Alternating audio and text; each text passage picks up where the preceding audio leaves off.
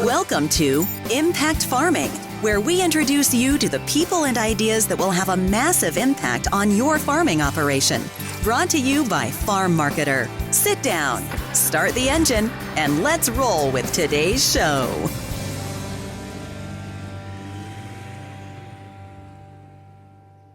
Hello, everyone. Tracy here. Welcome back to another episode. I am so thankful to have you joining me for another fantastic conversation. But before we dive right in, a quick word from this week's sponsor. The season's just about to get underway. What have you been up to? I'm not sitting around. Off-season's busy. Got a couple rookies to train up, some new systems to learn. But we'll be ready. And what canola are you growing this year? We chose BY7204LL, Brett Young's new Liberty Link canola hybrid. Our neighbor grew 7204 last year, said it's high yielding, it's got good standability, pod shatter tolerance, and strong defense against club root. It's a game changer. Hello, everybody, and welcome back to another episode of the Impact Farming Show. Today, we have the always amazing David Derwin returning. David, how are you? All is good, Tracy. Great to see you again. And here we are already. Harvest time or past harvest time, and there we go, another crop in the ground and out of the ground. So it's good to be back and good to see you, though. Thank you. I am so happy to have you on again. It's neat that when I see your face coming up again, it's like the marking of a season done, the way we always connect. So it's like, here we are. And then you realize how much time has gone by. So thank you for joining us again. I'm excited. We're going to do an October agriculture market update and outlook and take a look at a bunch of things that are going on. So David, really quick, can you share with our audience who you are, what you do, and then we'll dive right in.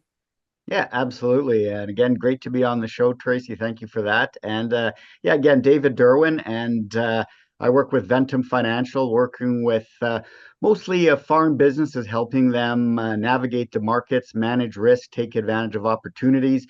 I'm based here in Winnipeg, but I deal with farm businesses pretty much from Ontario all the way through to the Rocky Mountains, and deal with both grain producers, cattle, hog producers as well. And then there's always that in any business, right? You're always also touching on not just the commodities directly that they use, being grains or livestock, but also energy prices, other commodity prices, currencies, interest rates. So it's really providing an overall holistic approach to how to help manage and navigate the markets and capture opportunities, but at the same time, managing those risks. Excellent. I love it. So we are October 16th as we record this, and it's going to air next week. So why don't we dive right into grain prices? Where are we at? Can you share some thoughts with us? Yeah, absolutely. And as I always like to do, it's where we've been, where we're at, and where we could potentially be going. And I'm always a big believer in looking at charts and pictures, because again, a picture is worth 1,000 words, as they say. So I think it really just exemplifies quite objectively what prices are doing and potentially where they could be going. So today I'm going to want to look at the main grain markets. Fertilizer is something that's come up a few times as well in discussions in the last few months. Cattle as well has been a big one and of interest to a lot of producers. And then just looking at general commodity prices as well, where things could go, energy prices.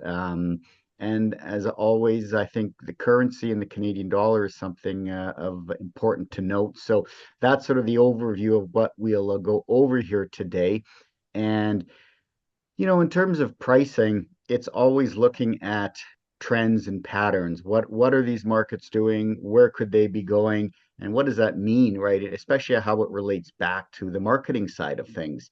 And nothing gets done in a vacuum. It's always done in conjunction with what's going on the cash side of things. What have your physical sales been like? What do you want to sell? Do you have certain levels in place? What is your opinion on the markets? Where do you think they are going?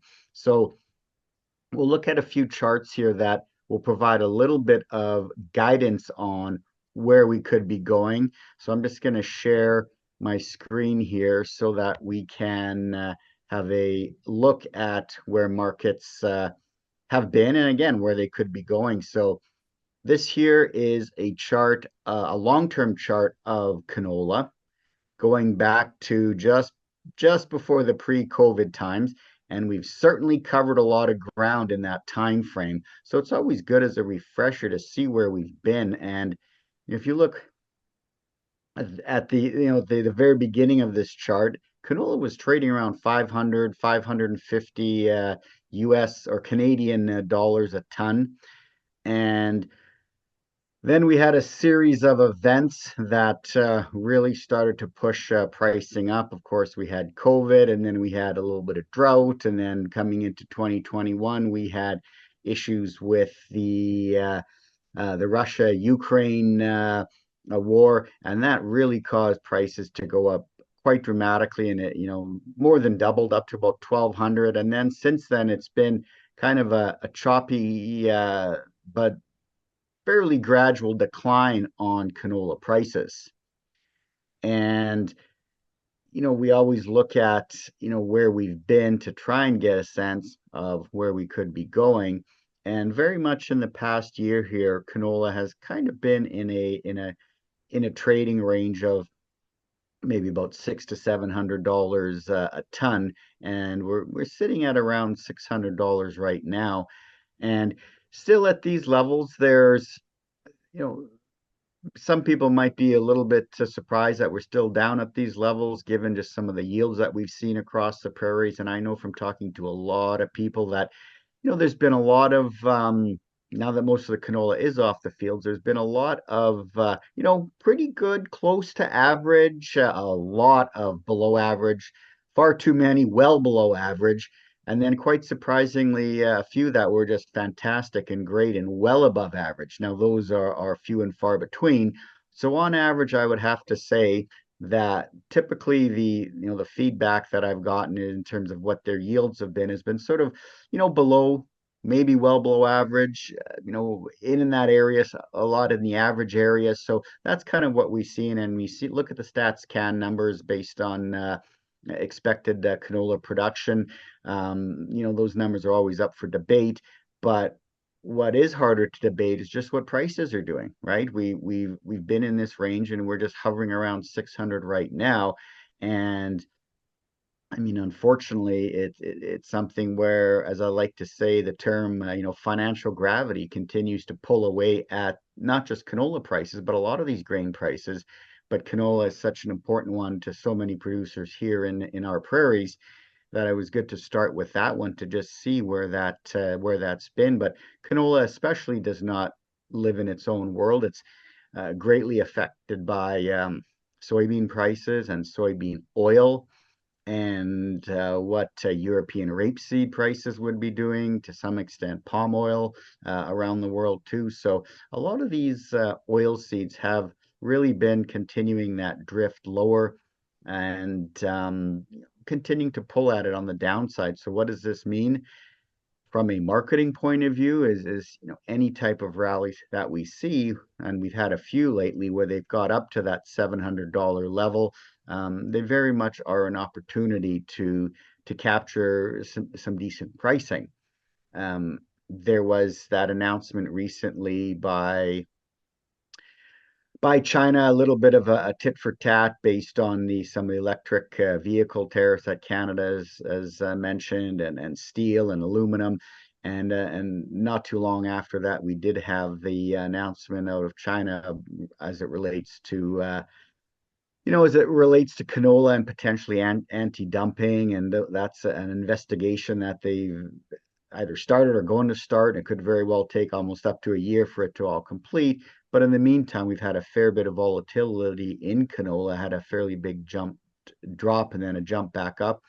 But there's always going to be these events, stories, what have you, that are going to cause pricing to jump up and down. But unfortunately, the bigger picture trend is towards a drifting canola prices. And unless we see something major that develops, whether it's renewable fuel and renewable policies down in the States, or some kind of really, really poor weather in South America, we do have this gradual drift lower in canola. So that's the canola market, as the markets show, as the chart pricing shows, and certainly it's drifting to the downside, right? One can't argue with that. It's just a matter of, do we go back to where we were when we started back in 2020, when all those very unique events from COVID to major droughts to the major war in the European breadbasket? Is that we're going to need some kind of event that really changes course on that, is I guess the bottom line on canola. Until then, it kind of just drifts lower and gets pulled down. Wow. Yeah. Producers won't want to hear this. No, but it is something that, I guess that saying is, when you're kind of better to be prepared, right? And regardless of where they ultimately go, you can't do too much about it. But what you can do is be perhaps a little bit more strategic or tactical in the marketing, looking at different tools that are out there, being options, being futures, that allow you to perhaps navigate this and capture some of this a little bit more. So no, you're right. No one ever wants to see their revenues going lower. And it's not just canola. And I'm just gonna switch over to a Minneapolis spring wheat chart that just shows a very similar kind of trend.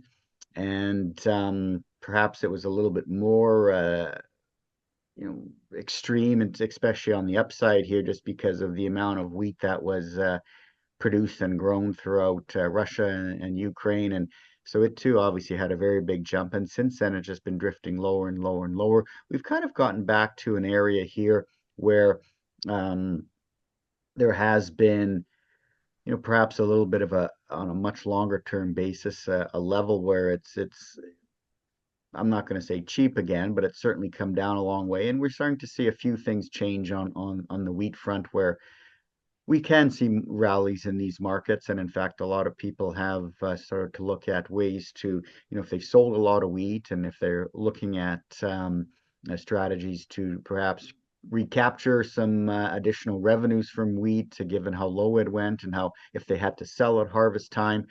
So there's always rallies in markets, right? They don't just go straight up or straight down. But certainly the wheat market is following a similar trend. But we are seeing a few signs that have perhaps changed that straight down trend a little bit.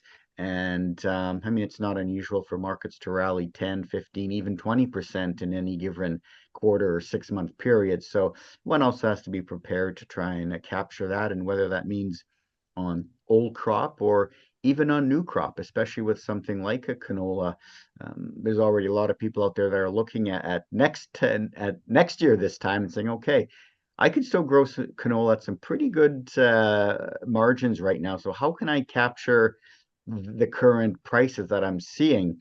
And whether or not your ultimate buyer from the elevators or with canola, the crush plant is looking at offering prices out there. Some do, some don't, but you don't necessarily want to tie up and commit your production for next year at this point in time. So you can always look at using futures or options to be able to manage that, not just the price risk, but also the delivery risk, right? That's a long ways away, but prices are good. So you can start looking at using this as a way to maybe incrementally make some sales on next year's crop as well.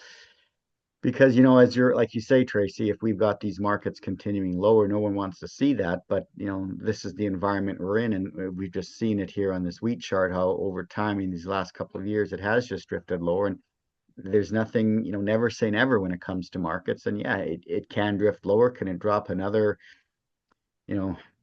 dollar a bushel back to where, this is a chart of wheat in US dollars per bushel, so right now it's just over $6 a bushel US, but that's nothing stopping it from dropping back down to 5, right? So, you got to be prepared and at least be proactive and on top of that. So, and then the last chart on the grain side of things is corn, and corn is an important one because it has a lot of impact on a lot of the other grains, and it's back down to where it was at.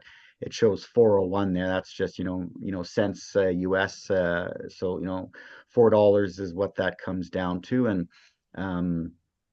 corn as well is one where it continues to drift lower, but it does tend to have a lot of pull on other markets too, from the ethanol to the renewables to, you know, you know, has that knock-on effect on the feed market. So it's an important one to look at, whether you grow corn or not. Impacts a lot of the barley growers, and then of course the livestock producers who use it as an input. So drifting lower. And this $4 level, it's been here a few times in the last little while, so it is an important level to keep an eye on. So that's kind of unfortunately the overview of what grain prices have been doing. And the trend, unfortunately, maybe it's not your friend, but that's the saying, right? The trend is your friend from a trading point of view.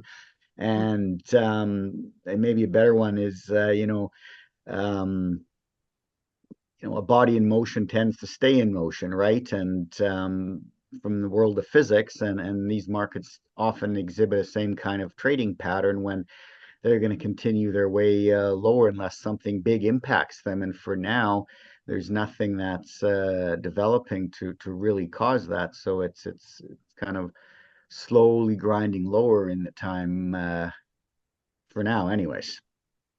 Yeah. Well, looking at the three that you just showed, it looks like we're pretty much just a touch above or kind of right at that 2020 level. So, Right. I mean, we don't know what the future holds, but like you said, there's a trend. What Yeah. does it take? And maybe I'm just asking the obvious out loud, but what does it take to get those again? Another pandemic, wars? That's where. Yeah, and that's just it. And it takes some kind of major impact on these markets. And again, the run up from 2020 to 2020, like 22 and 23, was not just one event, but kind of three in a row, right? We had the pandemic, we had a lot of drought in a lot of areas. I mean, there's always drought in certain places all the time, but there is a pretty significant amount. And then, of course, you had that war between Russia and Ukraine that started. So it takes something like that to, something major, or two events like that major, and drought is always potentially one of them.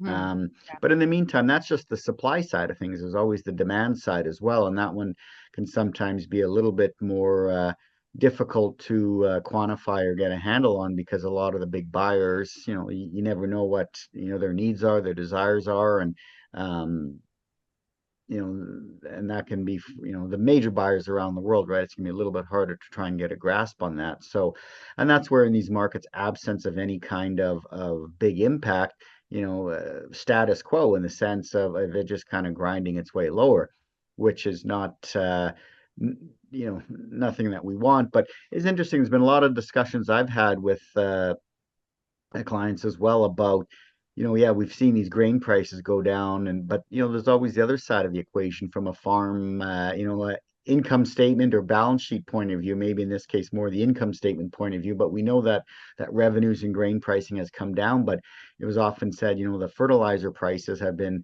they haven't come down. They've been rather sticky and haven't moved down. And yeah, and there are things that it can take a little bit longer sometimes for those prices to move through the system from production to wholesale and into the retail that's in your own backyard.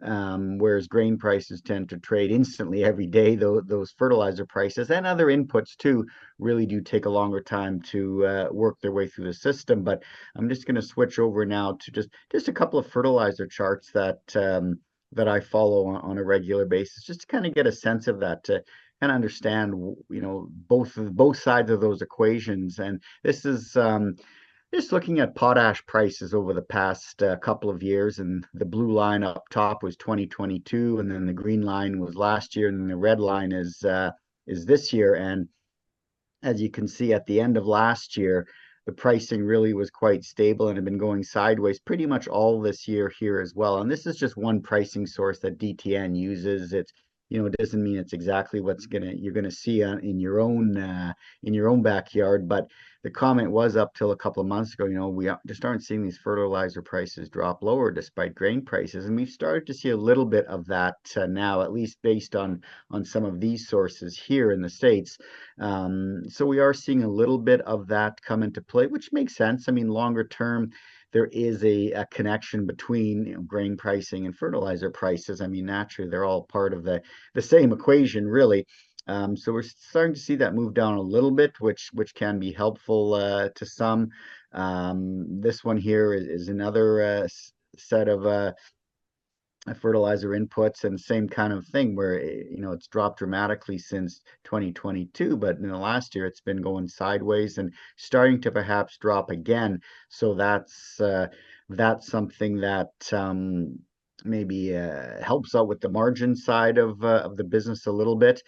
And you know, talking with someone too who works in the more sort of the chemical side of the business, and at least where he was seeing a lot of, you know, some pretty good prices out there on some of the chemical inputs. And you know, whether that translates across everywhere across the prairies, you know, not necessarily the case, but you know, maybe we're seeing a little bit of that lighten up. So you know, the input side, the revenue side of the grain prices is one thing, and then it's also the overall margins too. And that's where I know I've had a couple people say to me, look, even at this level of canola here, 600 or 650 for next year, let's say, you know, I can still make some good money with canola. So I think it's important to always look at both sides of those equations, because yes, we always want prices to be higher, but it is very much a margin game. And if it means you can at least try and protect some of your revenue levels, at, you know, if we get a bit of a bump or a rally, and that's something to very much keep in mind too as we enter in the new year and then spring and coming into, you know, May and June again. It seems like a long ways away, but those are always very often times of years that provide some good opportunities to protect and capture some better revenues. But it's also the time of year where, you know, you're just seeding, it's just barely in the ground, a lot of weather ahead of you, and people are naturally so a little bit hesitant to price too much and commit too much grain on a deferred delivery contract. And again, that's where tools like options and futures come into place, because you can manage that price risk and capture those levels without having to commit any physical grain for delivery. So, you know, a lot of moving parts, but knowing there's a lot more you can do with the revenue side of the things, I think that's important to, you know, just to keep that in mind, that these markets are going to have movements up and down. So let's kind of be prepared to capture those on the upside when we can do something about it. Excellent. Thank you for sharing those. I'm glad you touched on fertilizer too. That's been a lot of talk about that. And Yeah. I was looking, I'm like, I need to get somebody to speak about fertilizer. So Yeah. fantastic.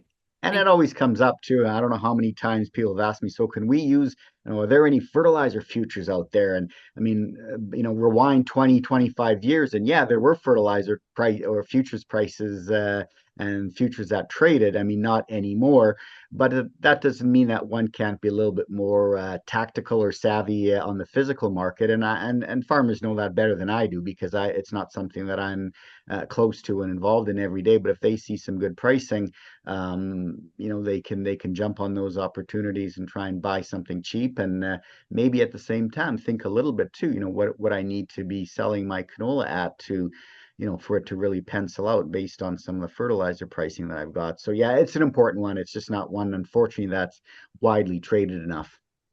You know, it's funny when we're looking at grain marketing, funny being the wrong word, but ironic, Yeah, grain marketing and purchasing inputs like fertilizer, you're always working with your human nature, aren't you? It's like, oh, okay, that's good.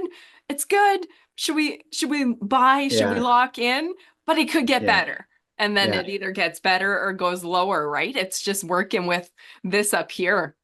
Oh yeah, and the trading psychology and just human psychology, in fact, is something that we all deal with, and trying to have more of a rigorous, disciplined, systematic approach to marketing, I think is absolutely key. Because then when prices do have a big run up, and you know, canola goes from 600 to 700, let's say, and it's at the level where you'd be more than happy to sell, and maybe you've already got enough sales in place, or you don't want to sell more because now it's going to go to 750, right? Well, that's where having that more you know, systematic approach to farm marketing is important, because it takes a lot of that emotion and that difficulty out of the equation, right? You've got a process in place where you can, at least have a bit of a floor price on your revenues. Still capture the upside, but of course you got your downside in place, and maybe at the end of the day, that's what really helps you sleep a little bit better at night instead of trying to guess every 10 or 20 cent move per bushel in these markets, and just have levels in place, develop a strategy that gives you a floor price, or at least maybe your worst case scenario in a certain percentage of your production, whether that's 20 or 30%, but you can at least incrementally over the course of the crop year manage those emotional sides of it, because it's a big part of it, and no doubt about it. Yeah. Okay, excellent. So grain prices, fertilizer inputs, are you ready for cattle, or do you have more Yeah, there? no, let's talk about cattle, because that's another one here that I do think is really in that environment of a lot of that, I mean, emotional and psychological aspect coming into place. And so I'll just defer, as I always like to do, to just basically what some charts and chart prices are doing, because I mean, this is a longer term chart of cattle. This is feeder cattle here, futures, going back about 20 years. And we could see the run up that took place and developed going into 2013, 14, 15, and then basically, I mean, prices essentially doubled and then came right back down. As markets, and especially commodity markets, want to do, they tend to go sideways for what seems like a long period of time. And that was the case here with cattle, where they went sideways for about 3, 4, almost 5 years or more. And then all of a sudden, cattle prices just went on a nice steady march higher and doubled. And now we're at the point where that steady upward trend floating higher on month in, month out is kind of changing, where it's kind of going sideways really in the past year, hitting some pretty big air pockets, and as we can see here, drops a fair bit and then comes back up. And there's a lot of different articles that you'll read, and fundamental stories about just the herd's not rebuilding, and cattle prices are strong, and going higher, and kind of reminds me a little bit of where canola was when it was at 1,100 a ton and 1,200, and it could only go higher. It was going to go to 1,500, and we had all these new plants and these crush plants and all this renewable demand for it, and it could only go higher. Well, now it's having trouble holding on to 600, right? So that's not to say that cattle markets are going to crash and that's it, it's going down, but the trend is starting to change a little bit, where from that straight upward pricing, it's kind of been more of a sideways market now, and the risk is, of course, always to the downside on for commodity producers, right? I mean, if the volatility is to the upside, that's great, but you also want to be prepared to capture it when it turns around. So, this chart of the feeder cattle just shows over the past 20 years, we've had one really good example of us going through a similar kind of price pattern. Of course, conditions were different than now, but the idea is the same: is that prices have had a really big move higher. And same thing, I just moved the chart over to just look at live cattle, full weight cattle futures, and very same pattern, right? And we've had a big move higher from 2020 all the way until, I guess you could say, last year. And then since the beginning of this year, things have been very much sideways, right? So cash prices are still strong. Futures prices are still nice and high. And that's the great thing, is they are nice and high. So this is the time to really be looking at, how do I put in place, be proactive on this, start thinking about hedging out. If you've got a whole bunch of animals that are coming in this time of year, and when you're going to be selling them, if it's either 6 months or 8 months down the road, or whatever your exact time frame is, let's make sure that we're thinking about that exit price as well, because that's very key. So yeah, cattle prices have had a big move higher, and perhaps also with some of these grain prices going lower, that certainly helps on the feed input side as well. But bottom line is, we are starting to see, as we can see here in the last year or so, that just cattle prices going a little bit more sideways than just that straight up trajectory. And that goes all the way down the chain from, we saw looked at feeder cattle and now live cattle, but even just looking at boxed beef prices, which is, that's the end product really. And this chart just goes back to the beginning of last year. So we kind of got a year and a half, 2 years where we've essentially seen these prices go sideways. So that doesn't mean we're going to drop, but it certainly means that it hasn't been going higher, right? I mean, I don't have to tell you that it's a sideways looking kind of market, but that's what it's been doing. So, things go up, then they go sideways, and what's the next step? Is it back down again? Quite possibly, and that's where, just to flip back a little bit to this, these cattle futures, and I mean, again, in the last 5 years or so, we've basically doubled in price from about $100 US a hundredweight to 190, and same thing if I just flip back here to the feeder cattle, where we've gone from about 130 to 260 a hundredweight. Is it unreasonable to see these prices turn around and drift lower? I mean, we saw it once here where the prices then kind of dropped in half. So I'm not saying that's going to happen, but boy, if it does, we certainly want to be prepared instead of having to look back and say, oh yeah, that reminded me of when canola was at 1200. I should have done something a little bit more at those levels. Very similar kind of thing here. And it's good to be tracking that, and that's part of the process here. But I like to just look to see where the whole range of beef prices are going, from the finished product to even some of the the smaller weight animals too, just to get a sense of where the whole industry is going. And a lot of the charts look very similar, right? Because they're all tied together. Okay, question and disclaimer, this is not marketing advice by Tracy. But Okay. wasn't there, and I want to ask you this, but kind of when we first started farming, there was this idea of a 10-year cycle in beef. And Yeah. that's a real thing, right? And does it still hold? Because if we look at 10 years, 2026 is 10 years.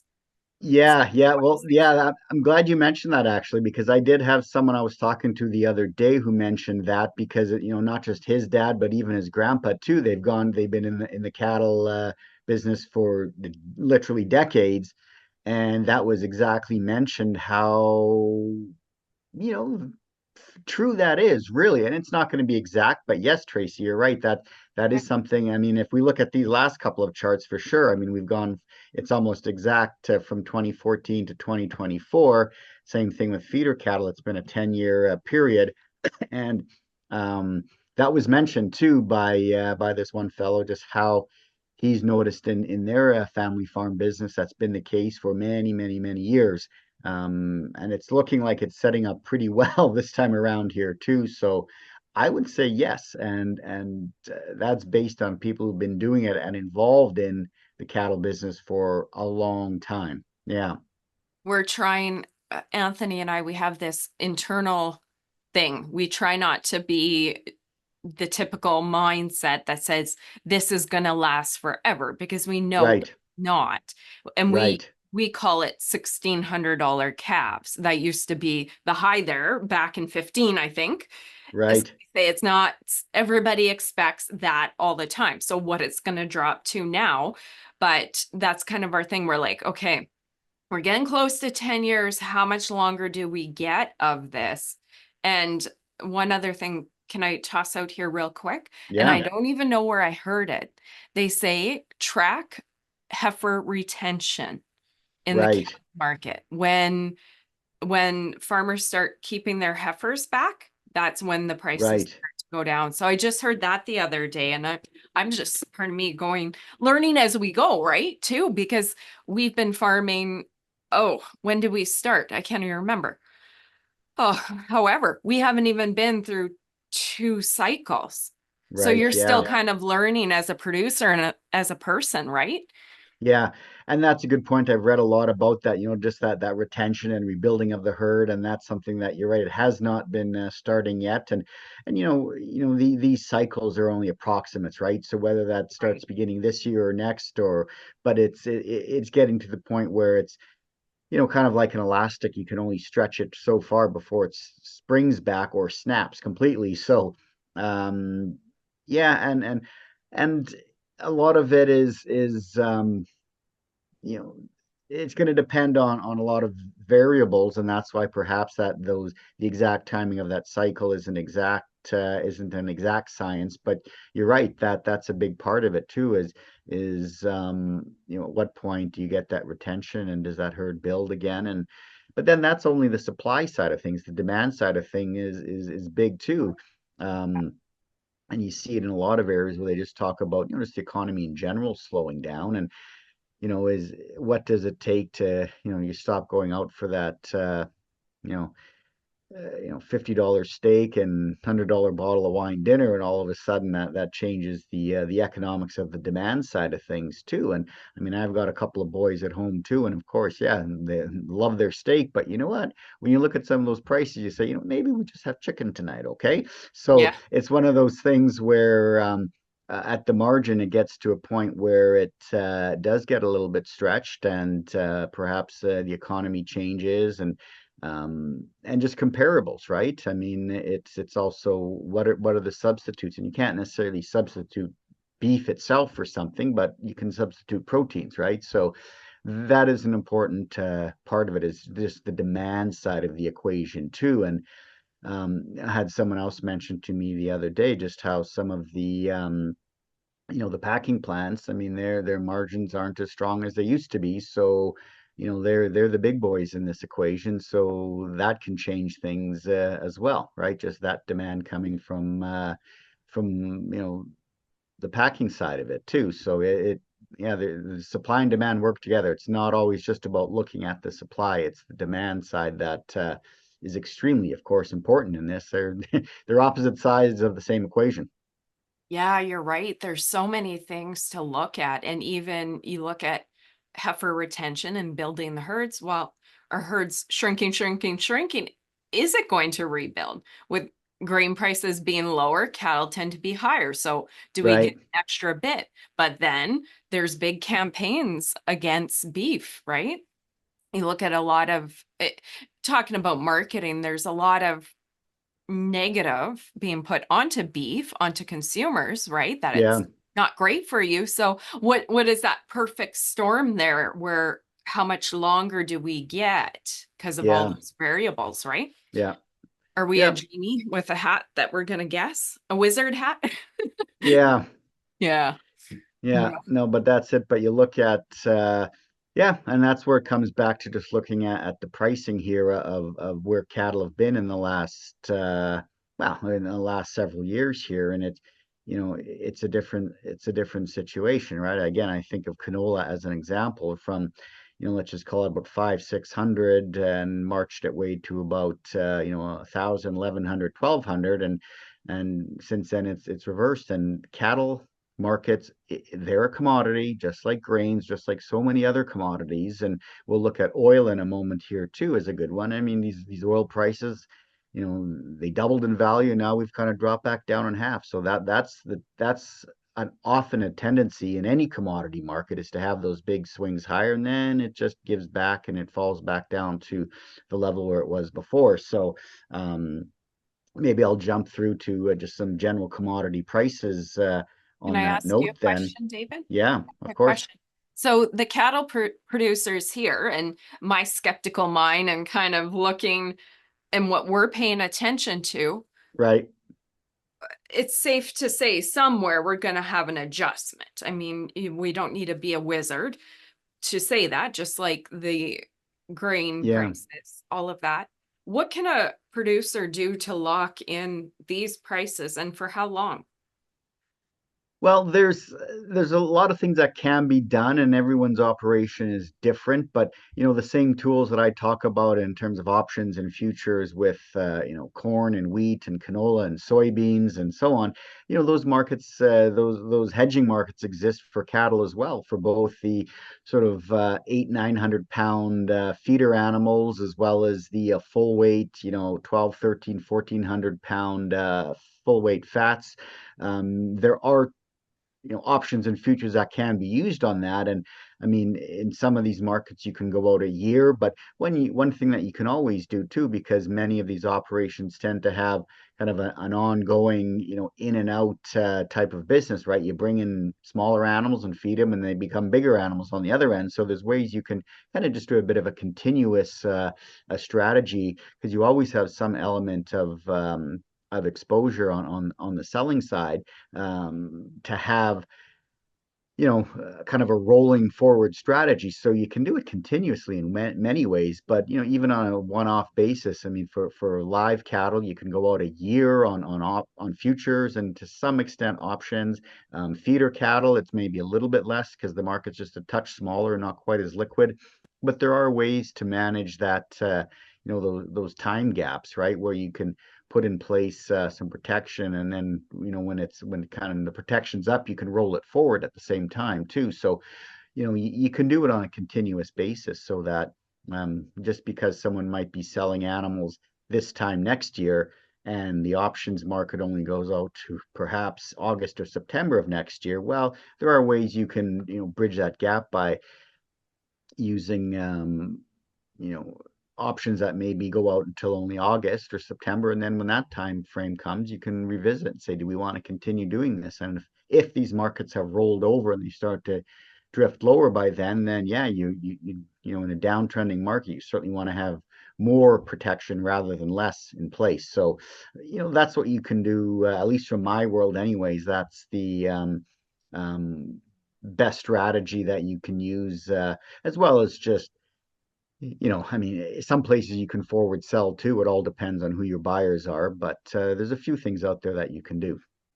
Okay, and forgive me. This is, that humbling thing that I always ask. I'm learning too as we go. So this, Sure, yeah, we all are. but this is mainly for the grassers, the backgrounders, those guys. For cow calf, you're looking at price insurance, like calf price insurance to hold you, right?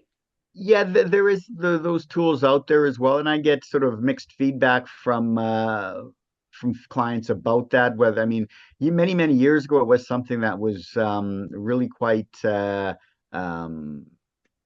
after. A lot of people used it, liked it. Things have changed over the years, whether the coverage levels or the pricing and the flexibility of it. So that there is that out there. But even if you've got animals that are smaller than the 800-900 pound feeder futures and options contracts, they're all connected, right? So if feeders go down, then it affects prices down the line and up the line, right? They're all connected in that way. And while if you've got 500-pound animals, it's not the exact same as the 800-900 pounds, but in many cases you can still use it as a good hedge, because it's still better than nothing, right? So it's a matter of how do you balance that? And you can maybe look at some of those price insurance programs as well. Again, I've had different people, so some like it, some don't. It depends, but yeah, that would be a way to at least hedge some smaller animals. Okay. Using even just the feeder futures contracts. Okay. I'm still learning. Forgive the newbie 101 as we go. We've been in the past, my husband follows the markets and the marketing. That's his thing. He is right. He is CEO of marketing for the farm. Yeah. So he takes care of that and follows it. And this is something that I'm incredibly interested too. And especially as we're getting at a point where we're like, okay, where's it going? You're concerned even more about the downside, right? Yeah. And that's often the case, right? There could be one person involved in the whole farming operation who is responsible for the marketing and the pricing and that kind of thing. But it's good for everyone involved, whether they do the actual trading and the pricing of it, just to be aware of it, right? Because people get busy, or all of a sudden you got prices drop and you go, whoa, what happened to those last, why did this market drop 10%? And and if there's more people involved in it, at least being aware and on top of markets, it's a good thing. And that's a lot of what the work that I'll do with them is keeping people up to date and informed, because I mean, your farmers out there are extremely busy, wearing many hats, and there's always an emergency or something urgent somewhere. And while marketing is extremely important, it's not always urgent, but then it becomes urgent after you've seen a big drop in these prices. So it's something that one has to just stay on top of. And it doesn't mean you're doing something all the time. I'm not an advocate of constantly be trading the markets, because I don't think that's very helpful. There's a time and a place, and you have to be patient and wait for those opportunities to come. But when they do, you want to be ready to act. And that's where just more people involved within your marketing team, whether that's internal or external to your the farm business, the better, because then you got more eyeballs and ears out there saying, hey, maybe we ought to do something. We should be looking at this. Well, what are our alternatives? So yeah, it's everyone's learning for sure, and markets are always changing. So by default, we're always learning in a changing environment. Yeah. Okay. Excellent. Thank you for that, David.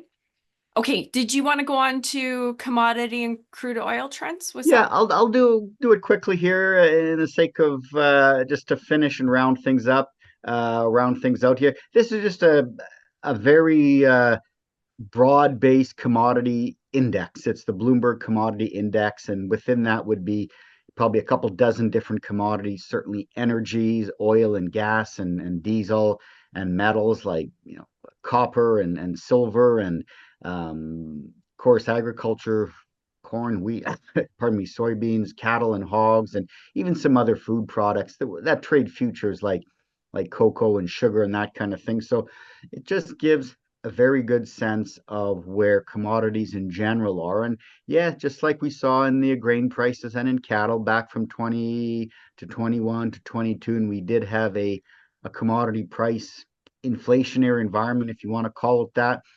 And since then, we've been more or less kind of drifting lower, going sideways, and we are at a very important pricing level here. And that's probably driven a lot by what I'm going to pull up next. It's just a chart on crude oil. Okay. And crude oil has a big impact on almost everything we do, right? From the chairs you sit in to, of course, the fuel you put in your tank to plastics, it's everywhere. So certainly oil prices has an impact on pretty much your day-to-day, week-to-week, month-to-month daily living activities. And right now we are seeing oil prices kind of at that $70 level, kind of between 70 and 80 over the last couple of years. We've been hovering up and down, but with a lot of some of the discussions that you've been reading out regarding OPEC lately, what Russia might be doing in terms of selling commodities to continue to fund their operations. It has a knock-on effect on corn and ethanol. It has a knock-on effect on oil seeds and renewables. So oil is a very important one to watch for sure. And yes, if oil keeps going lower down to $50 or $60 a barrel, that's great on the input side of things, right? I mean, our fertilizer costs, as it relates to natural gas, and our fuel costs with diesel, that has some benefit, but at the same time, that can also mean that your corn and oilseed prices can drift lower too, just because you've got that connection with oil. And I don't recall the exact number, but a tremendous amount of soybean oil and even canola is used in renewable fuel. And depending too on who might win the election in less than a month now, that can have some impact on just what happens to energy, because what was it, a month or two ago, Trump spelt out his energy policy in 3 words: drill, baby, drill. And as a result of that, since then, we've kind of seen oil prices drift lower. So should he win, that's going to have a very different impact on what oil and renewables could do than if Kamala Harris wins. So oil is an important one to watch for sure. And it literally drives most of what we do on a month in, month out basis. So oil at 71 is important to keep an eye on. Yeah, and that's so backwards, because sometimes my brain's slow too, because when you have a president that's for oil, you're like, good, that's going to get the economy booming. But what we're saying is there's going to be more supply, price is going to go down, is what you're saying, right?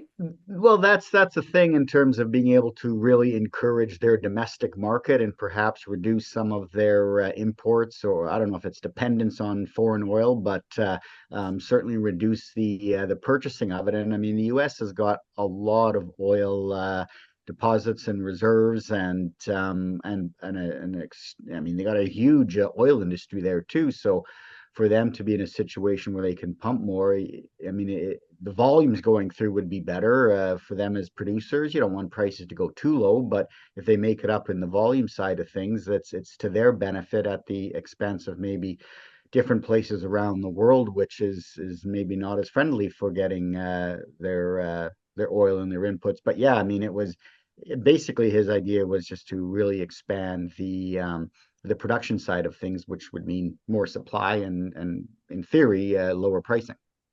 Actually, and not that we want to go here because we'll open up about 5 cans of worms with Yeah. politics. So Oh, we sure. won't go Yeah. there, but a Okay. statement and just do a yes, no answer. You don't have to elaborate because this could be pretty touchy. But Right. when we're looking at what can affect the markets dramatically, like grain and cattle, I didn't even think of that. We said the drought, the pandemic, and then the wars.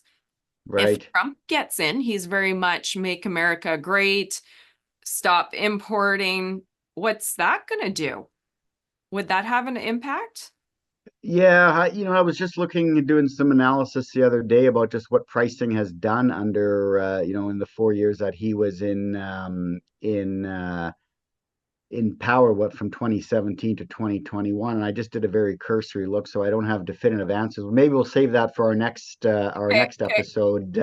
But there are certain policies that he may still want to promote and have in place that could have those impacts on it. I mean, there's certainly what you can read in the various media outlets right now about, whether it's tariffs or how friendly one would be towards China, or again, trade policies. Um, but at the same time, perhaps we could see, the global commodity markets are bigger than any one person or any one presidential administration. But certainly there are some policies to have in place. So yeah, that's be interesting to see what happens in about a few weeks' time here. Who wins that? Right now, a lot of the betting and the online futures trading sites for politics have it at, I think it wasn't too long ago when they had it sort of a 60-40 in favor of Harris, and now it's more closer to 50-50, and maybe now even 52 Trump, 48 Harris. So those markets, the interesting thing about it is they trade all the time, right? There's actual money on the line, so it's not just a poll where someone's opinion it's easy to throw out, oh, I think this person's going to win or that person. These are actually trades and money on the line. So I like to follow those betting sites to see where the real money is being placed on the outcome, and it's pretty close as it stands now. Interesting. I just thought about that when you said whatever you said there. I'm like, wait a minute, talking about factors that can interrupt the market. So Yeah, David, let's do this. To be determined. I think yeah, we normally chat again in January. I think we do a January, a spring, and a fall. sure. So to be continued. And then we're always making this comment at the end. What are we going to be saying the next time we're talking? So Yeah, we'll see if there's a big impact yeah. when we chat again in I January. like it. Great idea. Anyways, okay, back to it. You did crude oil, pardon me. You have to wrap up there? I know you also wanted to touch on Canadian dollar Yeah, direction. we'll wrap up there with Canada, bring it all back home again, because it's something that affects everything that one does, whether they're purchasing equipment from the States or selling their grain out the door, especially in the cattle market, a lot of sensitivity to currency prices. So again, just looking at a very long-term picture of the Canadian dollar versus the US dollar. And, a lot of these charts are similar in the sense that you go back to 2020 and 2021. And since then, the Canadian dollar, I mean, at that point in time, was sitting at about 80, 82 cents. And since then, we've been drifting lower and lower and lower, um, with pretty much a fairly good floor support level at about 72 cents.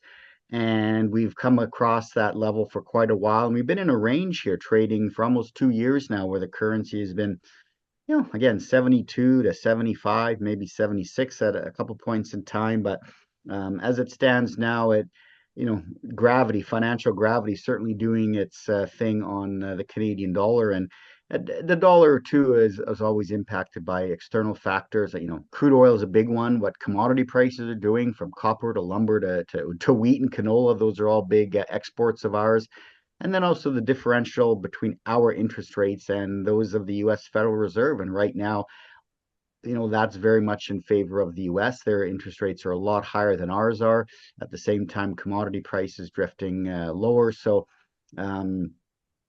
72 cents here is an important level, and that can mean different things for different people. But if it starts to go through 72 cents, I mean, is it hard to see it going to 70 or even below 70 cents? I mean, again, anything's possible. I think the more important thing is if it does start to go below 72, what does that mean for your operation? And not just necessarily farm businesses, but any business, right? Because if you're an exporter and you've got your farm, but you also sell and make products and manufacture things as well on the side that get sent around the world to the States, that can all have a big impact whether this currency goes lower or stays in this range. So nothing is definitive on that currency yet, but at some point in time a sideways trend becomes either an uptrend or a downtrend. So it's an important one to watch. So that's what I had on a picture of the markets for people out there today. So I think ending off with the Canadian dollar is a good way to go because it affects all of us here, whether we're buying or selling things or affecting what we do. So that's the Canadian dollar. Excellent. Thank you. That was great. A lot of good information. And I've been wondering about a lot of these items. So thank you. And I know our audience is going to love this. Well, Good. Not necessarily love what you have to say, but appreciate the information you're sharing. Right. Yeah. Okay. So you work with producers and helping them Right. market their commodities. Do you want to touch on how you work with producers and then roll into how they can connect with you if they want to? Yeah, absolutely. It's and the whole process is kind of get an understanding of their business, what they do, how they want, what risks they're exposed to, right? And which ones they can manage, which ones they want to manage, and whether you're a processor of commodities or input, you buy them, you sell them. If you're a middleman, if you're an actual producer, and whether that's grains or cattle, there's a lot of moving parts, right? And a lot of those moving parts are the markets. And there are a lot of tools out there, as we saw, from grain and cattle and energy and currency options and futures that let you manage those risks, take advantage of opportunities, and maybe just plain out do stuff you can't do in the cash markets that you'd like to do. And therefore, you've got options and futures as another tool in the toolbox. So, I'm always open to understanding how people's businesses work and finding solutions. And every now and then I get someone who calls in and says, this is what I'm faced with. Is there anything you can do? And sometimes yes, sometimes no, but it's always fascinating to see how many times these tools can really fine tune your operation, fine tune how you approach things, or maybe just improve them too. So I'm happy to talk to people, and here my contact information is up here on the screen. And if someone wants to just learn a little bit more to see if they're how this could work for them, if they're already using these tools but kind of want to take it to the next level, then please feel free to reach out. I'm always happy to chat and see if I can help you out. Excellent. Thank you so much for sharing your time and your wisdom with myself and the audience, David. I always appreciate our chats, and I'm penciling us in for January, unless we need a chat sooner or later, but to be continued. That sounds like a great plan.